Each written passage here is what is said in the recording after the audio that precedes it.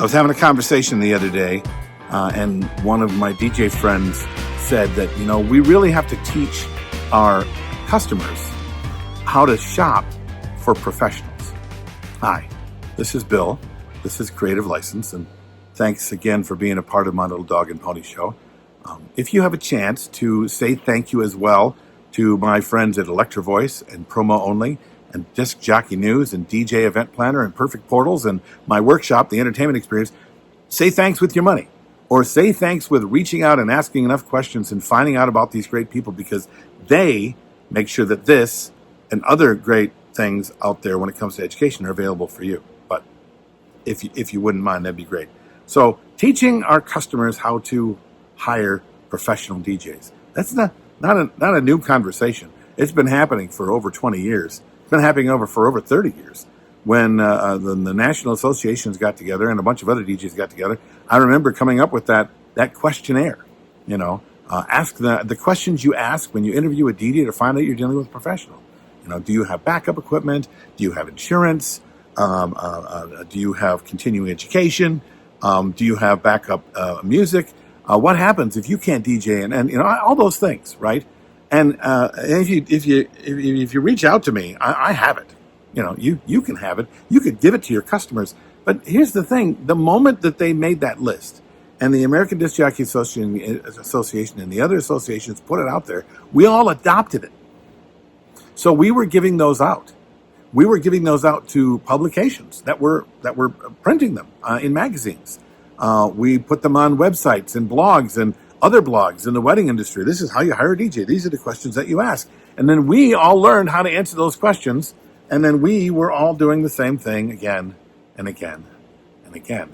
So we really weren't helping our clients. We were helping a lot of the non-professionals to find out how to answer the questions that were necessary when they weren't professional.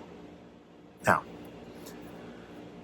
another way to look at it is we helped a lot of non-professional DJs to become more professional, because we did, right?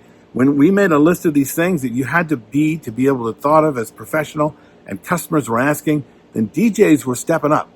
Not all of them, but a lot were stepping up and doing the things that they weren't doing so that they could treat this more like a real business, like an industry that we wanted it to be.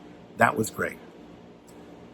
But if we have to teach our customers what to ask, then we aren't presenting ourselves correctly.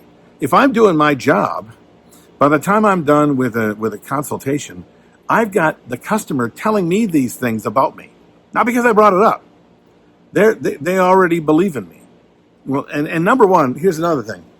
When they sit down with you, and if they do, all those things that we say we have to be able to say we say, and those questions, 99.9% of the customers out there already expect that stuff you're going to be doing anyway. That's the low bar. Have insurance? Yeah. Have a backup? Yeah. Show up early? Dress appropriately? Don't drink at an event? All those things are on that list. That should be the lowest bar. If they're hiring you, if they're thinking about hiring you, of course they expect that without even you saying that you're going to do it. So what is it then when you sit across from a client that gets them to see you differently? Well, how about instead of knowing what questions to ask or knowing exactly how to answer them, show up across from a client in a way that they don't expect. Listen more than you talk. That's a big one, okay? A lot of DJs don't know what it's like to listen more than they talk, to understand while they listen, and then only to speak when asked questions. I mean, that in itself, we're DJs. We love to talk. So there's one for you right now. Usually the reason that I'm showing up different is simply because I am more interested in my client than they are interested in me, at least the way it sounds, right? If you're really, really interested in the person you're around, they want to know more about you. It works in dating too, guys and girls. It really does. This is just simple. Be yourself and be interested in the person you're working across. Instead of being desperate to come up with the right way to say the right thing to talk them into hiring you when there's so many other guys out there that are exactly like you.